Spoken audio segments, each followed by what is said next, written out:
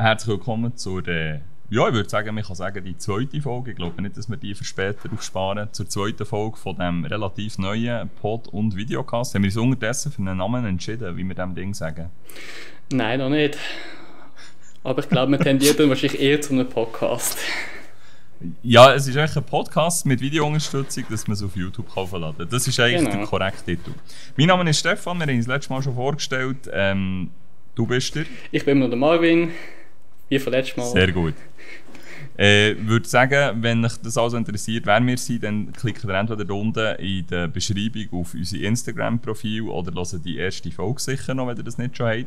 Wir haben heute zwei neue Themen dabei, die wir anschauen. Und zwar ist das erste Thema künstliche Intelligenz bei der Videobearbeitung. Und ich glaube, das ist sehr spannend, weil wir dort vielleicht unterschiedliche Ansichten haben oder ganz sicher aus unterschiedlichen fotografischen Lagern kommen. Ich gebe dir aber mal das Wort, dass du mal deine Ansicht auch kannst erzählen. Also ich würde zuerst mal sagen, so, KI ist ja jetzt heutzutage überall und vor allem jetzt mit dem Photoshop, Lightroom, ich weiß gar nicht, Topaz Labs, DX, so überall die verschiedenen KI-Features, wo man dann schon unterscheiden, was es ist.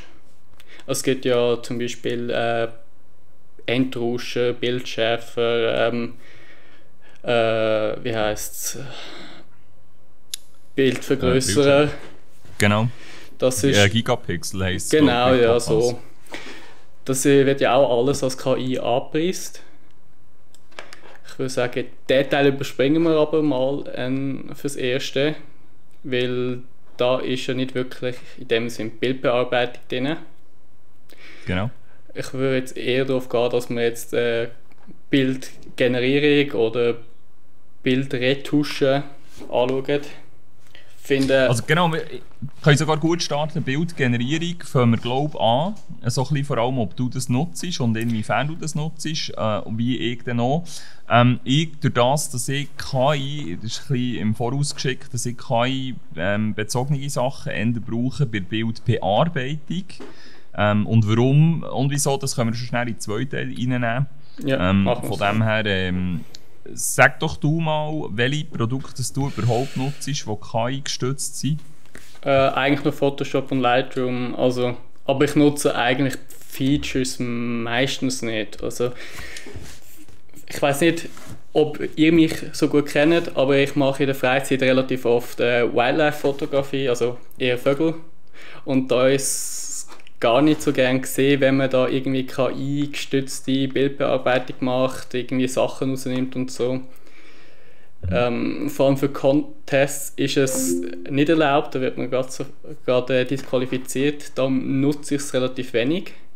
Wenn ich People-Fotografie mache, zum Beispiel für Personen aus dem Hintergrund rausnehmen, nutze ich es. Bin aber auch nicht ganz so grosser Fan davon, weil erstens mal die Daten sind nicht, ich würde sagen mal, legal trainiert worden. Es ist einfach so, tada, jetzt nutzen wir eure Bilder für das. Es ist, ich finde es ein zweischneidiges Schwert. Es hat Gutes und es hat Schlechtes. Also, ich nutze es teilweise. So. Ich tue die Frage darauf auf, bevor ich einen Teil dazu gebe. Was haltest du von dem Feature, das Instagram jetzt eingeführt hat, dass es so wie ich es verstanden habe, tut ja Instagram selber entscheiden, was es KI generiert flaggt. Du kannst aber die KI generiertes Material selber auch flaggen. Aber Instagram nimmt sich glaube ich schon auch raus, bei gewissen Sachen sie von sich aus zu flaggen. Und die Problematik, die man im Moment ein bisschen sieht, ist, dass Instagram natürlich das nicht mit Personen macht, die das prüfen, sondern sie prüfen eigentlich selber mit einer KI prüfen, welche Inhalte des KI geflaggt werden. Ja, ich finde es wichtig, dass man sagt, wenn man KI nutzt. Also, bei mir ist jetzt so nicht der Fall, dass ich jetzt KI nutze für Bildgenerierung und das nachher veröffentliche in dem Sinn oder halt wirklich Gut, es kommt immer darauf an, wenn ich jetzt eine Person hinausnehme, muss ich es nicht angeben, finde ich. Das ist jetzt nicht so relevant. Aber sobald du irgendwie... Das würde jetzt aber ein Paar schon anders sehen. Das würde jetzt ein Paar schon sagen, dass wenn du eine Manipulation im Bild machst... Es kommt darauf an. Würde ich jetzt das für Editorial oder Pressefotografie machen, ja, da wäre ich jetzt der Fotograf, den niemand mehr nehmen würde. Ich finde es auch wichtig, dass man schaut, welchem Zusammenhang es ist. Will ich etwas als echt darstellen oder soll es einfach schön wirken? Ich finde, wenn man es macht, dass es schön wirkt, und die Bildsprache in dem Sinne nicht verändert, also nicht zum Beispiel das ganze Bild KI generiert oder wichtige Details davon generiert, wenn man das nicht macht, finde ich jetzt nicht, dass man es muss angeben, wenn ich jetzt einen Staubfleck mit dem rausnehme oder so. Aber wenn ich jetzt, es geht nicht an so einem Model irgendwie ein super schönes Kleid tue und sie ist irgendwie in Trainerhose gestanden, ja, dann müsste man es vielleicht schon angeben, weil das ist dann... Ist natürlich mega schwierig, weil ich verstehe völlig, was du meinst, mit welchen Anpassungen, dass du würdest sagen ja oder nein. Das andere ist aber, wenn du natürlich eigentlich Sachen modifizierst, dann ist es eigentlich modifiziert. Das heisst, ist jetzt die Frage, wenn jetzt, wir bleiben bei der Person, also du machst ein Porträtfoto auf der Straße und du nimmst dann hinten Personen eigentlich mit dem generativen Füllen raus. Verstehe ich irgendwie, dass man dann sagt, das Bild ist insofern modifiziert und nicht mehr eigentlich, so wie es vorhin das Beispiel hast gemacht, wegen der Reportagefotografie. Weil eigentlich müssen wir ja schon fairerweise sagen, Fotos, die eigentlich nicht manipuliert wurden, sondern nur in Belichtung und Kontraste etc. verbessert wurden, sind eigentlich schon KI-gestützt verändert. Aber ich bin auch der Ansicht, dass, also man kann jetzt wegen dem nicht auf Instagram eigentlich alle Fotos als KI generiert deklarieren. Ja. Weil bei meinen Fotos ist es sehr häufig so, dass ich, also durchs Lightroom geht eigentlich fast jedes Bild, auch Sachen, die ich bei Instagram in den Stories poste. Und da ist wieder die Frage, ja, da ist die KI-Beschreibung eigentlich obsolet. Weil, was man vielleicht manchmal ein bisschen vergisst bei solchen Themen ist, was denken nicht wir, die produzieren, sondern was denkt Konsument, Konsumentin davon. Also die Person, die auf Insta Sachen anschaut und dann beispielsweise denkt, das ist jetzt real. Also in meinem Fall ist beispielsweise vor kurzem etwas passiert, wo ich vom Lebensmitteldienstleistungsgeschäft, also ein Dienstleister, der Lebensmittel verkauft, handelt, ist gleich. Und dort habe ich KI-generierte einen Flyer gesehen. Also es ist ein Lebensmittel zum Essen, das KI generiert ist. Ja, ich finde, das muss man vielleicht schon so Sachen angeben. Ich finde einfach, Bildaussage und Wirkung, wenn die nicht in dem Sinn beeinflusst wird. Also wenn jetzt zum Beispiel, sagen wir jetzt, du hast eben, wie gesagt, jemanden auf der Streetfotografie machen, hast jemanden ein Fotoshooting. Es geht um die Person. Und solange du zum Beispiel die Person nicht veränderst oder in dem Sinne das Umfeld veränderst, wie es dann nicht ist, zum Beispiel irgendwie jetzt aus Bern machst irgendwie die Alpen drin. Ich finde, Bildaussage darf sich auch nicht verändern. Also, oder wie bei deinem Beispiel, das Fleisch, oder weiß Gott nicht was es ist, Lebensmittel, irgendetwas.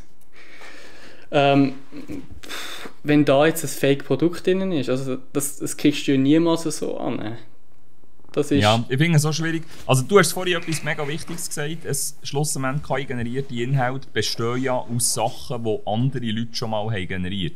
Ja. Sei es künstlerisch gezeichnet, also abstrakt, oder fotorealistisch gezeichnet, das kann ja auch sein, die Leute können das, oder Fotografien. Und darum haben wir ja ganz ein starkes Urheberrechtsproblem bei dieser ganzen KI-gestützten Thematik, wo ja jetzt auch beim ganzen Meta-Konzern so ein bisschen ein Thema ist, weil sie, glaube ich, die AGB dahingehend haben angepasst, dass sie den Content, den du aufladest, eigentlich dürfen brauchen, um KI zu füttern. Ich bin hin und her gerissen, ob ich das cool finde, weil einerseits muss ich sagen, hey, ich glaube schon, wir haben Potenzial drin, dass KI uns helfen kann. Und der ist so legitim, dass sie durch unseren Content besser wird. Andersrum habe ich einmal ein cooles Zitat gesehen von einer Künstlerin. Ich weiss nicht mehr, ob sie Malerin oder Zeichnerin ist. Aber sie hat gesagt, sie möchte eigentlich, dass künstliche Intelligenz nicht kreativ ist, also nicht für uns zeichnet oder malt, das, was uns ja eigentlich Spass macht, sondern sie hat viel lieber, dass KI eigentlich Abwaschmaschinen ausräumen. Ja, das habe ich das habe ich mega cool gefunden, ja. Ja, gut. Jetzt eben nochmal zurück da mit der Bildbearbeitung. Das ist ja genau das Gleiche, wenn, also zu dem Zitat, eigentlich sollte KI uns helfen, das zu erreichen, was wir nachher wollen. Genau. Also, wenn du jetzt vorstellst, du willst jetzt eben viele Personen aus dem Hintergrund rausnehmen.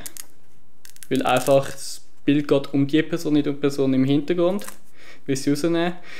Früher hast du da ewig lang müssen mit dem Clone Stamp oder nicht generative Füllung, sondern Content Aware Fill. Ja. Bis du da mal etwas Richtiges gehabt hast. Und jetzt musst du einfach eingeben, ja, machen wir da die Person aus dem Hintergrund raus und nachher machst du das innerhalb von 20 Sekunden, je nachdem wie schnell deine Internetverbindung ist. Mhm. Das ist, ich finde es cool. Aber nicht für alles. Also ich will jetzt nicht zum Beispiel die SRF-Seite und das KI-generiertes Bild sehen, also es geht um KI-generierte Bilder. Ja, genau, ich glaube, man muss ein bisschen untertrennen, ob du das KI-generierte Bild eigentlich komplett machst, von Grund auf, oder ob du dann eigentlich gewisse Modifikationen, also sagen wir mal Werkzeuge, die in einem Fotoprogramm enthalten sind, durch KI gesteuert werden. Und dann sind wir nämlich wieder beim Beispiel von der Abwaschmaschine. Für dich ist es vielleicht mega fummelig, jetzt da mega mit dem Clone Stamp oder so, mit dem Kopierstempelwerkzeug das ewig lang machen und eine Stunde hättest. Und KI macht das vielleicht zu 90% gut innerhalb von 30 Sekunden und du kannst noch das Feintuning machen. Aber eben, es ist natürlich mega schwierig, das näher zu beurteilen, welches ist jetzt KI generiert und welches nicht, weil eigentlich sind schon beide Sachen KI generiert. Genau. Bildoptimierungen, das, was ich am Anfang gesagt habe, was mich eher betrifft, das nutzt du auch? Also Noise Reduction im Lightroom, ihr AI-Tool, das ist super, finde ich. Mhm. Upscaling habe ich mal Topaz Labs benutzt. Also so einfach als Testversion. Aber es hat mich jetzt nicht besonders überzeugt damals. Es ist einfach, man merkt einfach, es ist noch einfach überschärft. Du kriegst nicht wirklich mehr Detail raus. Es ist, glaube ich, ganz wenig Ende rausgekommen als die Super Resolution vom Lightroom und Photoshop. Und dann hat es eigentlich vor allem das Topaz Gigapixel gegeben. Ich habe das dann als Bundle gekauft mit dem Sharpen AI und mit dem Denoise AI. Und ich muss auch sagen, für mich, einerseits mache ich Iris-Fotos, nicht mehr so viel wie früher, aber dort nutze ich das Sharpen-Tool eigentlich noch recht gerne.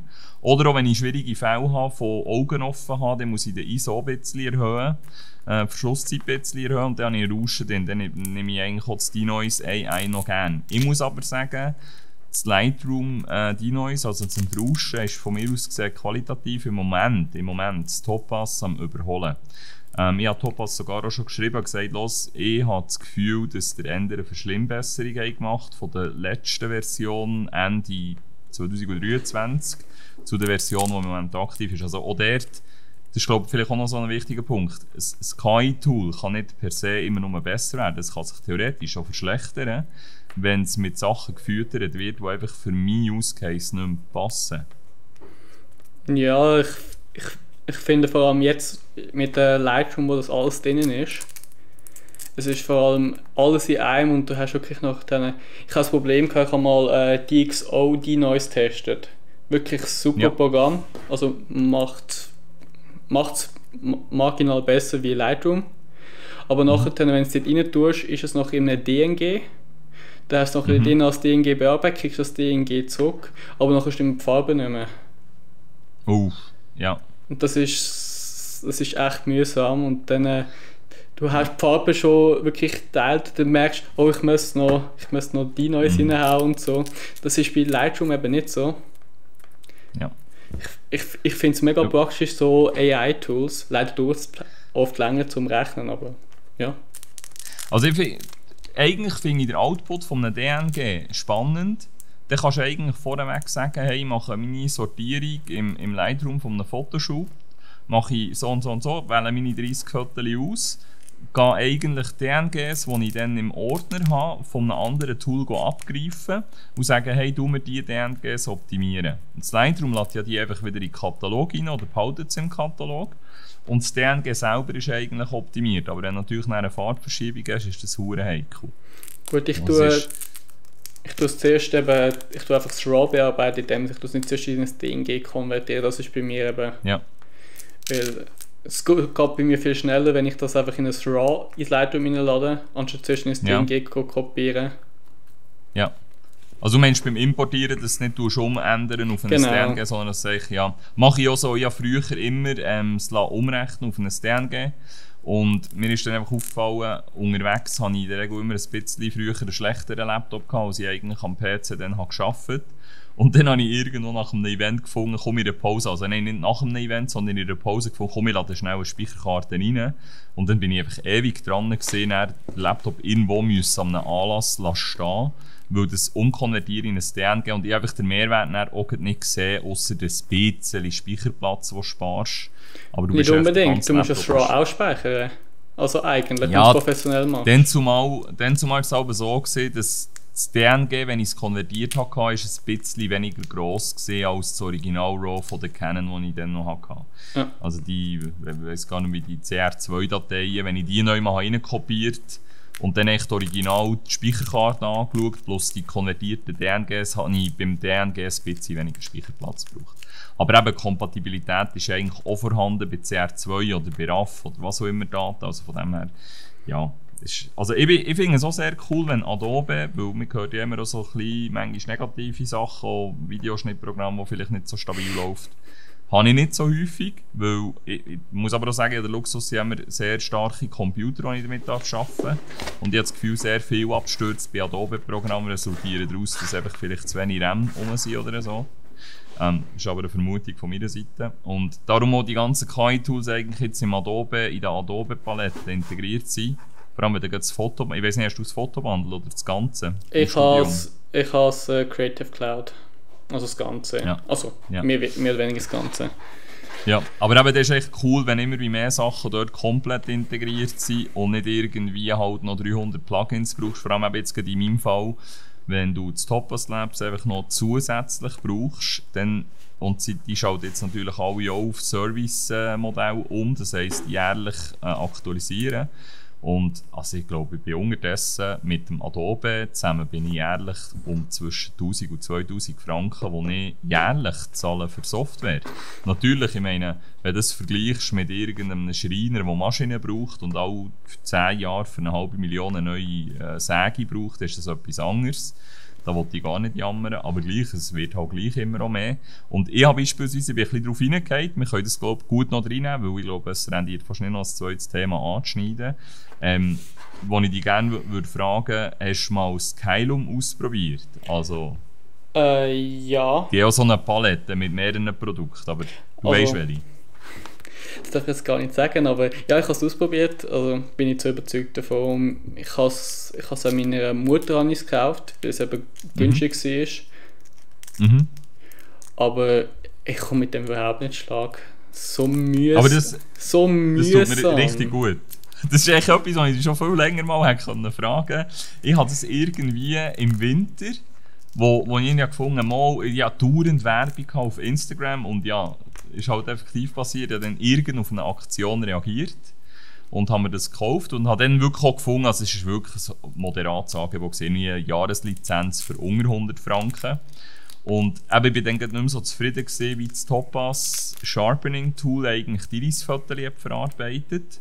Weil du hast gewisse Iriden, vor allem blaue Augen, die echt so weisse Strukturen haben, die geradlinig sind. Und die sind echt mega, also für mein Verständnis, sind die einfach zum Erkennen und ein bisschen nachschärfen.